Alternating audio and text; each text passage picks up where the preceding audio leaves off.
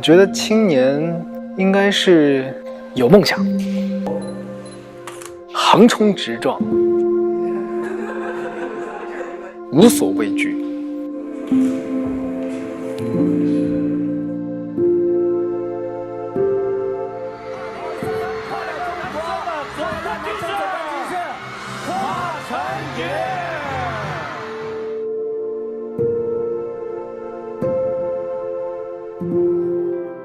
就让我听着天大的道理，不愿意明白，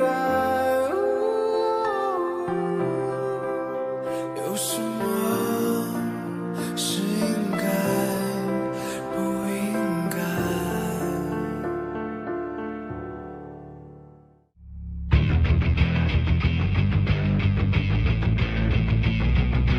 不太难搞，顺应所谓的大潮流。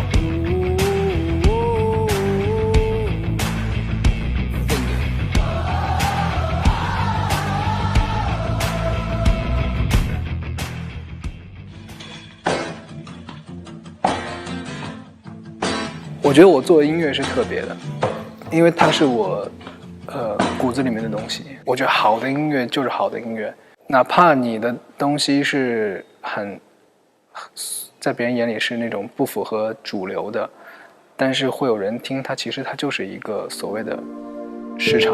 对，我是属于那种就是我只做自己喜欢的事情，我从小只专注于一件事情。比如说我小时候喜欢音乐，那我就去学习音乐。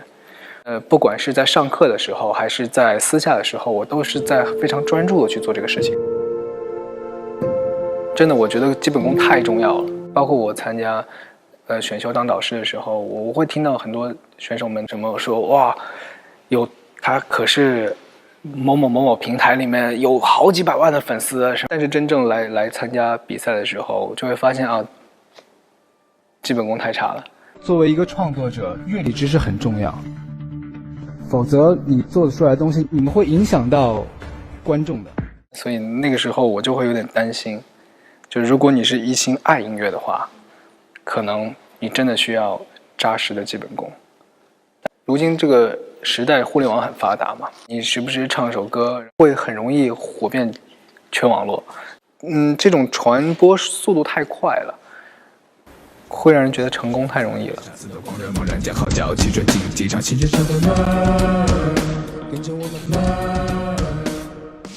我的歌迷，我觉得他们是很优秀的。可能我是一个公众人物，所以大家都会觉得我是他们的偶像。但其实他们很多各行各业的人的很多能力都是我的偶像。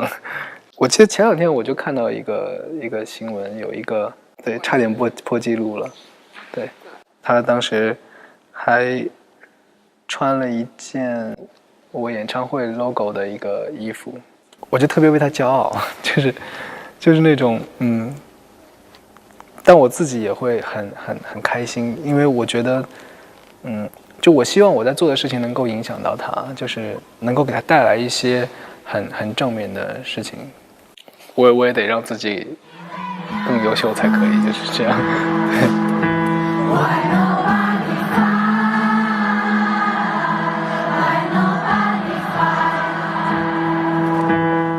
因为我很难想象得到几万人一起在大合唱这首 Why Nobody Fights。 我好想听一下9万人同时在唱这首歌是什么状态。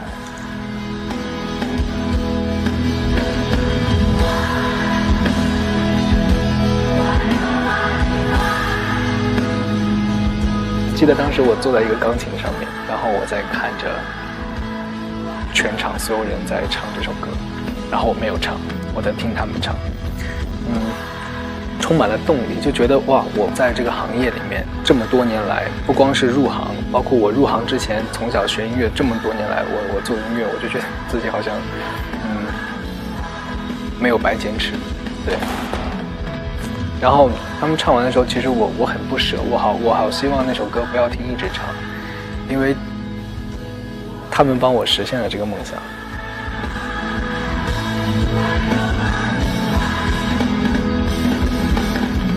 唱会其实对我来说是我最爱的一件事情，也是我每年我最期待做的一件事情。因为其实每年演唱会我都会说的第一句话是欢迎回家，就是欢迎所有的人跟我一起回家。因为我把演唱会当做一个家一样，每一个人都来到我的演唱会就像回家的感觉。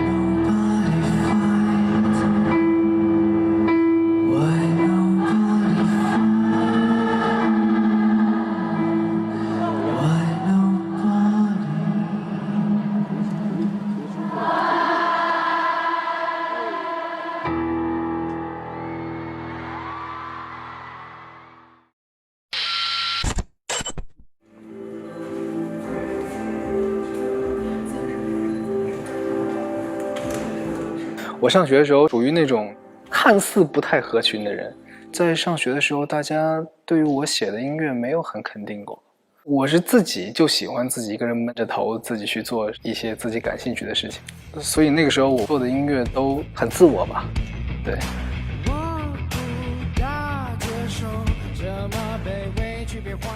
我最早第一个老师也没有很喜欢我的唱歌，因为他们觉得我的发声不是最科学的发声方法。我当时还挺任性的，其实我跟他学了半年之后我就没有跟他学习了，可能和他想要的不太一样，然后他就总是教我他想要的一种发声方法。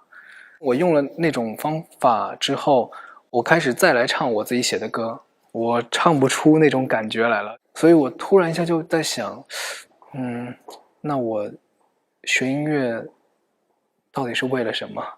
我到底是为了要满足所有人的那个标准答案，还是应该满足我自己因为当初喜欢音乐而去学音乐的这样一个初衷？我就很直白地告诉他了我的想法。我说如果我再这样学下去的话，我可能就不喜欢音乐了。看世界太平庸，我太老没朋友，直来直去不造作，身在一生追求，原谅我重要时候短路爱出糗，只怪风。所以我选择了我自己的一种唱法，它可以满足我写的歌想表达的意境。因为我是一个创作歌手，我不是一个翻唱歌手，所以我并不需要自己的唱功能够达到唱所有的歌都是标准答案。我只想唱自己的歌的时候能够唱到让全场人觉得那个情绪是饱满的。我想要这样的一个状态。哇，听完这首歌我好难过，这是我想要的答案，而不是说花唱得真好。这个答案对我来说没有什么太大的意义。对，我不是为了让大家欣赏我，而是我想让大家听了我歌有共鸣。对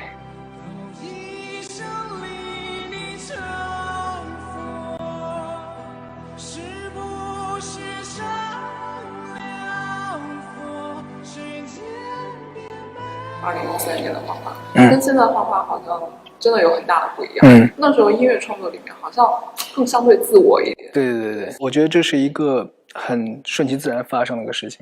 因为其实我在比赛的时候，那时候我其实还是一个素人，我那时候还是一个学生，我写的歌都是为了自己。